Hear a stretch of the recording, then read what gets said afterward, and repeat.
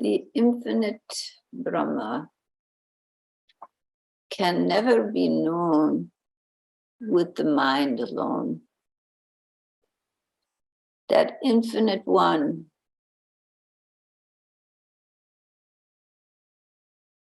requires the spiritual heart to awaken, the love of the infinite. That love awakens when, by the grace of the Supreme, a touch, a vision, a love is found. The slumber in this material world and in the understanding of life as a material existence dissolves, and the mind turns towards the infinite.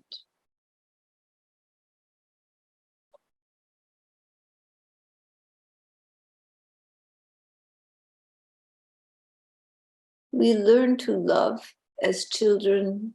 We love our mother. She cares for us. We love her. We become attached. Then we expand out to love other people, family, friends, relatives. We begin to grow our love.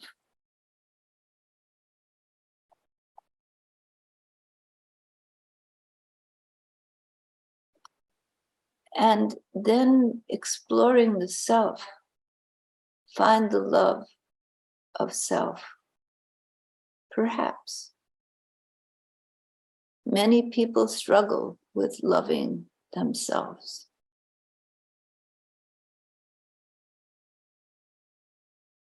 But when the realization comes that the self that you are, deep inside, your essential nature, your Atman, is nothing but the divine being, the divine essence. And it is through that essence that that personal relationship to the infinite is awakened.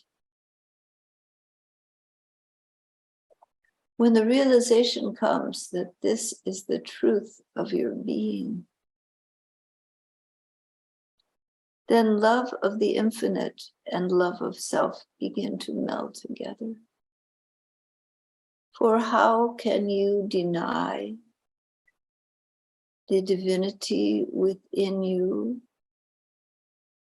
How can you diminish the divinity within you by attributing all manner of negative thought to that divinity? Your essence is pure, clear, pristine. Your nature is one with Baba, with the infinite whole, with Mother. Your nature is self, same, with the essence of all that is. Your nature is beauty, love, without conditions. It's bright as the sun, 1,000 times brighter than the sun. So when you identify yourself as the mistakes you see in your life, the things you have judged to be unkind or in some way inferior, when you judge yourself to be inadequate, when you judge yourself to be prideful, to be better than other people. All those judgments imply identity. Identity with limitation. Identity with smallness. I am the person who can do this. I am the person who failed at this. All those identities are small, irrelevant. They are not you.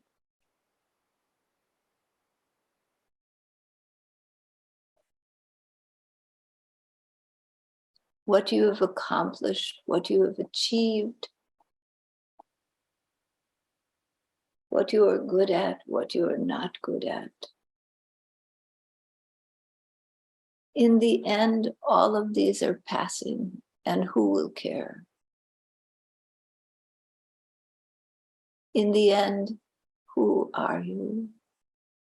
But the self-aware being, consciousness, who has known all these things to exist and who has witnessed them. But you are not that which you witness. You are not that which you have identified with.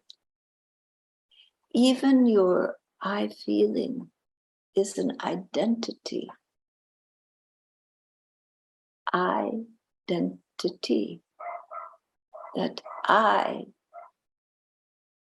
is an illusion, a belief you have constructed around all of the experiences you have had. It holds them in place. But if you look into that I, that self,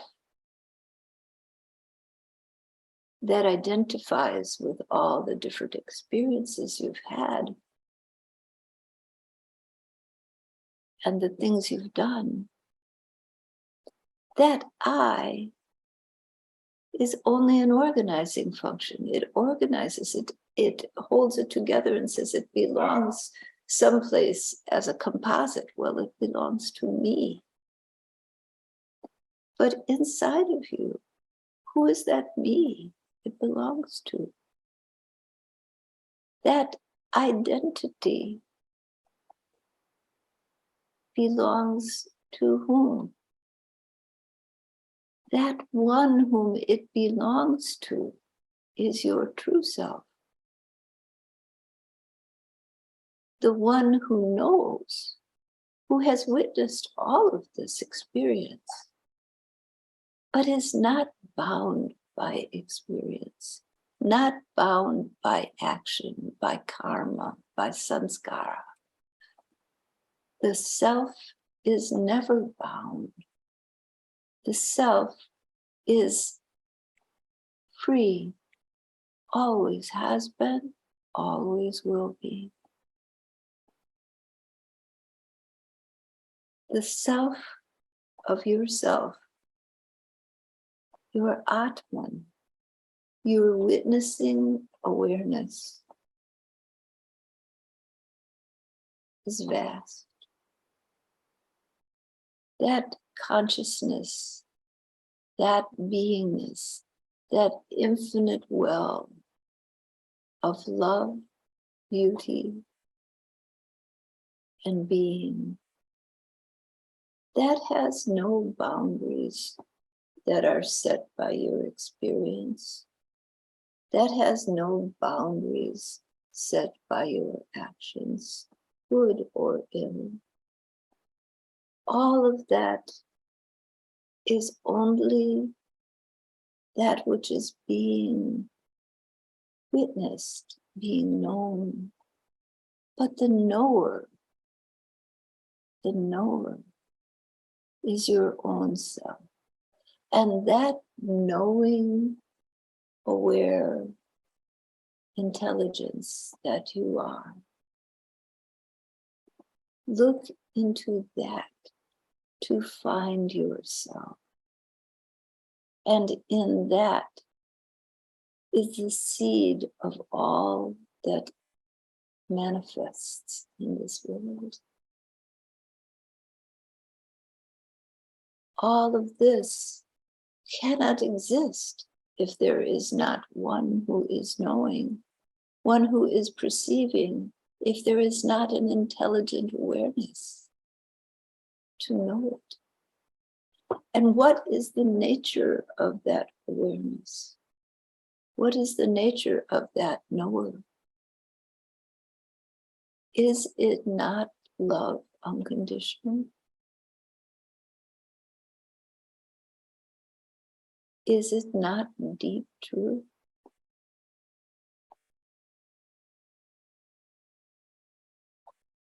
And where does that knower begin and end? Not at the boundaries of your body and mind experience. That knower knows all, for the Atman is part of the Paramatma, the infinite knower of all existence, all beings, all manifestation is known by the same knower, the self-aware intelligence, consciousness, the love, the truth, one.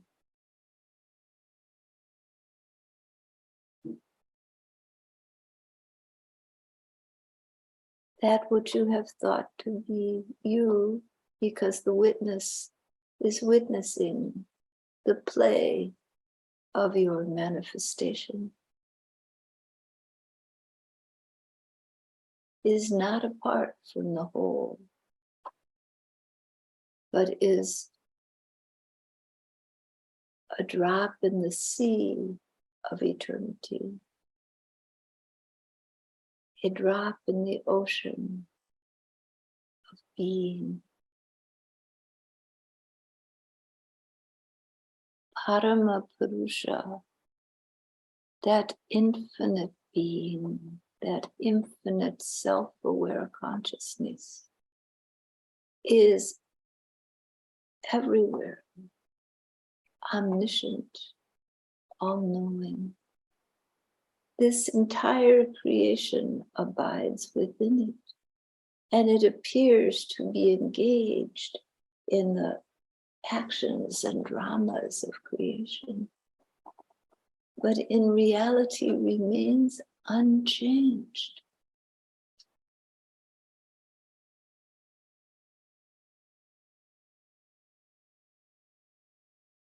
Existing both in pure essence of being and in all the forms of the created universe, but remaining self-sustained, remaining unchanged.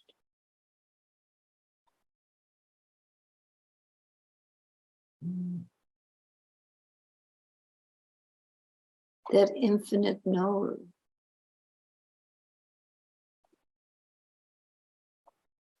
is the deep love, the deep home, the true self.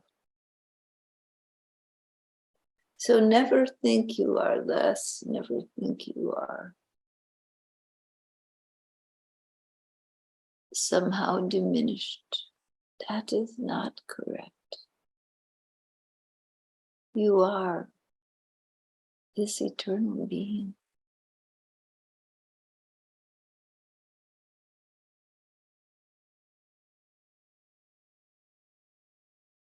You abide in every living thing, in the whole of creation, both shadow and light.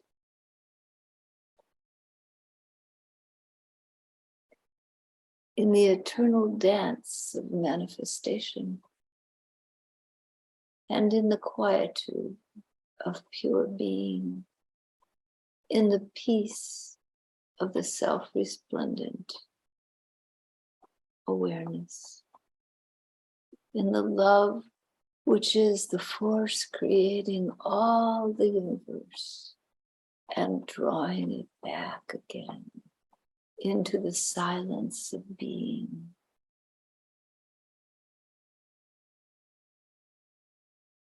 You are both calm, eternal, unchanged, and dancing in the dance of creation.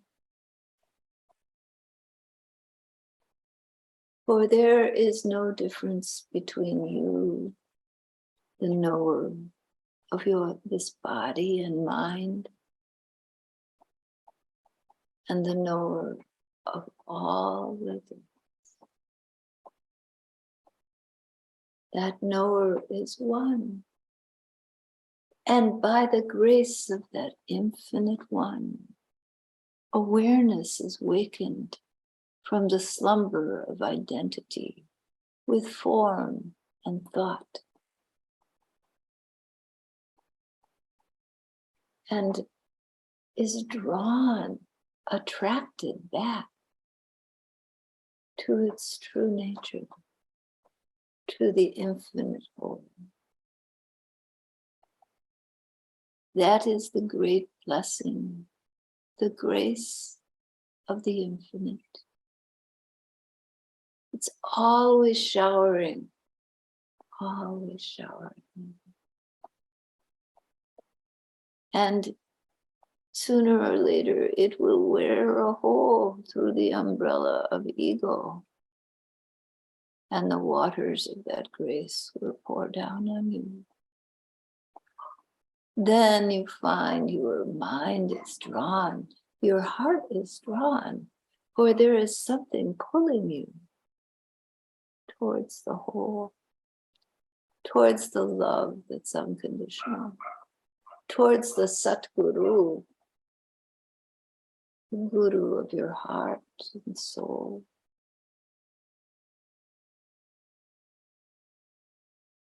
There is no beginning, no end, but in the eternal dance of creation and preservation and dissolution, you abide as you do in the peace of eternal being. For there is only one true Guru. There is only one true self. There is only one true love, one true beloved. The infinite Brahma, the infinite one. That is your home.